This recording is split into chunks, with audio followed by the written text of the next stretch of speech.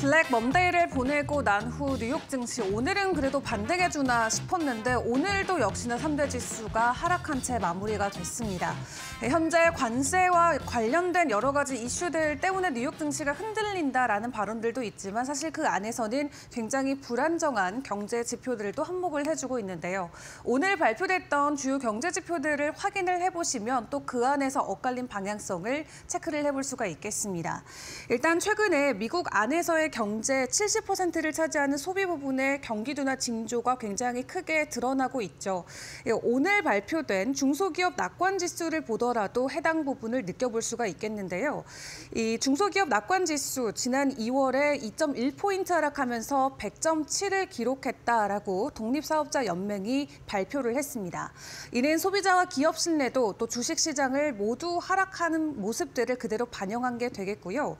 또 해당 기관의 불확실성 지수 같은 경우도 4포인트 상승하면서 104를 기록했는데 이는 역대 두 번째로 높은 수치인 것을 확인을 해볼 수가 있겠습니다. 한마디로 불확실성은 계속해서 올라가면서 소비자들의 낙관 지수는 계속해서 떨어지고 있는 모습인데 현재 이러한 상황을 놓고 로이터에서는 트럼프 행정부의 캐나다와 멕시코에 대한 오락가락하는 관세 정책 그리고 불안정한 무역 정책들이 기업들 사이에서는 불안감을 야기하고 있다라고 분석을 하고 있고요. 또 경제학자들도 이 같은 불확실성으로 인해서 기업들이 미래를 계획하기가 굉장히 어려운 상황이라고 지적하기도 했습니다.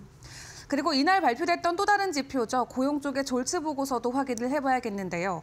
이 1월에 미국에서 일자리 공고가 약간 늘어나긴 했지만 채용하는 회사도 줄어들고 구직자들이 일자리를 찾는 데 걸리는 시간도 훨씬 길어진 것으로 확인됐습니다. 미국 노동부는 졸지 보고서를 통해서 1월 중 구인 건수가 작년 12월에 750만 8천 건에서 1월 들어서는 774만 건으로 증가했다고 밝혔는데요. 일단 경제학자들이 예상했던 예상 건수보다는 많았습니다. 다만 일자리가 줄고 기업들이 더 이상 신속하게 채용하지 않으면서 해고된 사람들이 바로 새로운 일자리를 찾지 못하는 상황인 것으로 확인이 됐는데 또 여기다가 트럼프 대통령의 정책에 따른 경제적 스트레스의 징후가 커지면서 기업들이 고용을 미루는 경향도 보여주고 있다고 합니다. 이렇게 관세에 대한 불확실성과 정부 지출 감축, 공무원의 대량 해고 등 다양한 영향 때문에 앞으로 경제 활동이 둔화될 수도 있고 그 안에서도 노동 수요가 약화될 가능성이 높다라는 풀이가 나오고 있는데요. 상황이 이렇다 보니까 월가에서도 올해 미국 경제가 침체에 빠질 확률을 계속해서 상향 조정하고 있습니다. JP모건 체이스는 올해 미국 경제가 침체에 빠질 확률을 기존에는 30%로 이야기를 했었지만 현재는 40%까지 상향 조정한 상황인데요. 앞으로의 분위기는 어떻게 될지 계속해서 나오는 CPI나 PPI까지 주목을 해보시는 게 중요할 것 같고요. 그리고 간밤 또 뉴욕 증시를 크게 흔들었던 이슈 중에 하나는 바로 미국과 캐나다 간의 관세 이슈가 될 것 같습니다. 어제부터 계속해서 이어졌던 설전인데 결론적으로 일단은 해피엔딩처럼 보이기는 합니다. 먼저 캐나다 쪽에서 미국을 향해 추가적인 관세를 보이겠다라고 이야기를 했었죠.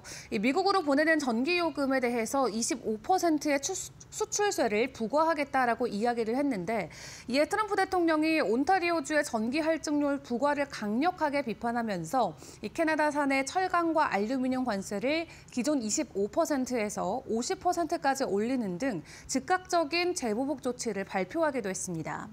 이에 트럼프 대통령은 캐나다가 유제품이나 다른 미국 제품에 대한 관세를 철폐하지 않으면 또 오는 4월 2일부터 시작되는 다른 관세에 대해서도 상당한 인상이 있을 것이라고 협박의 글을 남기기도 했는데요.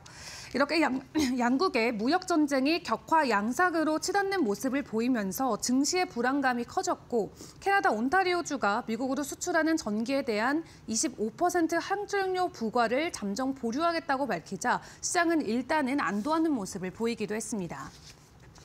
이를 놓고 더그푸드 온타리오 주지사는 미국 상무부와의 공동 성명을 통해서 온타리오주는 앞으로 미국에 수출하는 전기에 부과하던 25% 할증료를 잠정 중단하기로 했다라고 밝혔는데요. 그러면서 4월 2일에 상호 관세가 부과되기 전에 일단 미국의 무역 대표와 만나서 3월 14일 워싱턴에서 공식 회담을 갖기로 합의했다고 언급하기도 했습니다.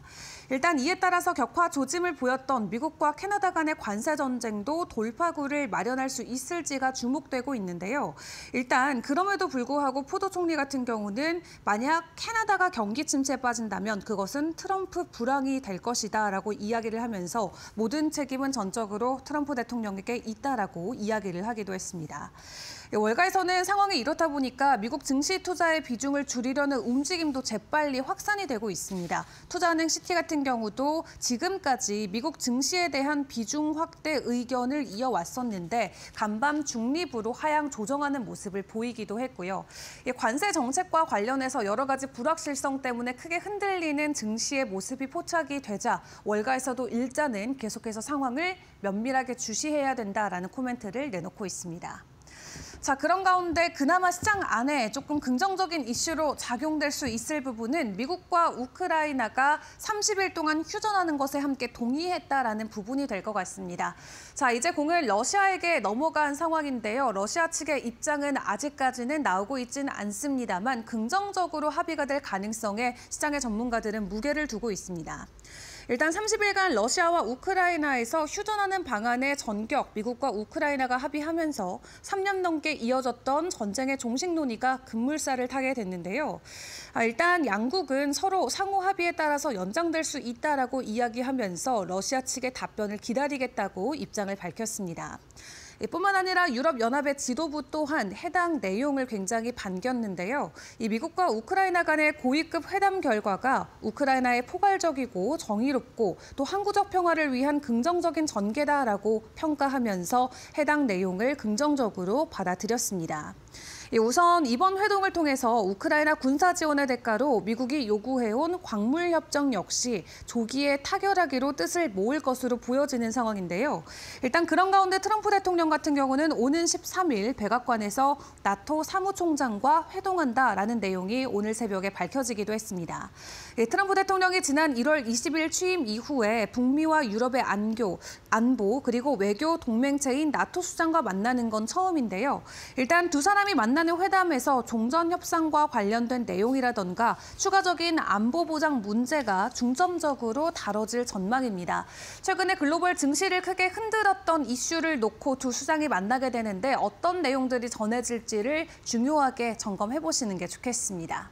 자, 그런 가운데 간밤 선대지수가 하락하면서 M7 종목들도 흔들리는 종목들이 나왔지만 어제 15%의 급락을 보였던 테슬라는 간밤 4% 가까운 반등을 보였습니다. 트럼프가 구원수로 나서주자 간밤 테슬라가 다시 한번 상승하는 모습을 보여주긴 했는데요. 다만 그 폭은 그닥 크진 않았습니다. 트럼프 대통령이 어제 본인의 개인 계정을 통해서 이 테슬라를 직접 구입하겠다라는 글을 남기면서 시장에 큰 반응을 이끌어냈습니다. 트럼프 대통령이 머스크를 향해서 진정으로 위대한 미국인인 일론 머스크에 대한 신뢰와 지지의 표시로 나는 테슬라를 살 것이다라는 글을 남겼고요. 머스크 같은 경우는 본인의 X 계정을 통해서 이 트럼프 대통령의 지지에 감사를 표하기도 했습니다. 앞서 트럼프 대통령은 1월에 전기 자동차를 비난하면서 오는 30년까지 미국에서 판매되는 신차의 절반을 전기 자동차로 만들겠다라는 내용의 조 바이든 대통령이 서명했던 행정명령을 철회한 바도 있었죠. 그런 가운데 갑자기 테슬라를 구매하겠다라는 글을 남기면서 시장에서는 아리송한 반응을 끌어내기도 했습니다. 그런 가운데 테슬라의 시가총액 지난 12월 17일 사상 최고치였던 1조 5천억 달러를 기록한 이후 현재는 절반 이상 감소한 상황인데요. 트럼프가 대선에 승리하면서 주가의 상승분이 대부분이 반납이 됐고 또 여기에 자동차 판매와 매출이 감소하면서 머스크의 정치 활동에 대한 반감 등으로 주가 하락세가 당분간 이어질 수 있다라는 평가까지도 나오고 있는 상황입니다. 일단 그런 가운데 트럼프 대통령이 다시 한번 전격적으로 머스크 지지에 나서줬는데 이런 부분까지는 일단 투심을 되돌릴 수 없는 것으로 보여지곤 있습니다. 다만 앞으로 추가적인 변동성이 나올 수 있다는 부분에서는 함께 주의를 해보시는 게 좋을 것 같고요.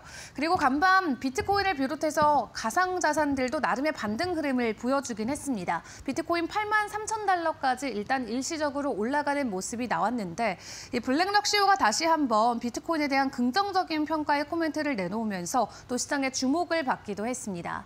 최근에 경기 침체는 가속화되고 인플레이션은 계속 올라가는 이 스태그플레이션에 대한 우려가 시장을 굉장히 위축시키고 있는데 이 블랙락 CEO인 레리 핑크 같은 경우는 이러한 트럼프 정책에 따른 인플레이션에 대한 대안으로 비트코인을 보유해야 된다라고 이야기를 하고 있습니다.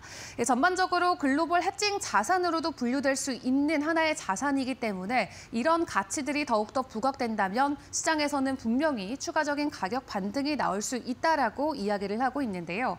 일단 간밤에 반등에 성공을 해주긴 했습니다만 중요한 지지선 위에까지는 아직 올라오지 못한 상황입니다. 앞으로 코인시장의 분위기는 어떻게 될지 이 부분도 저희와 계속해서 확인을 해보시길 바라겠습니다. 지금까지 머스노우 5 시간이었습니다.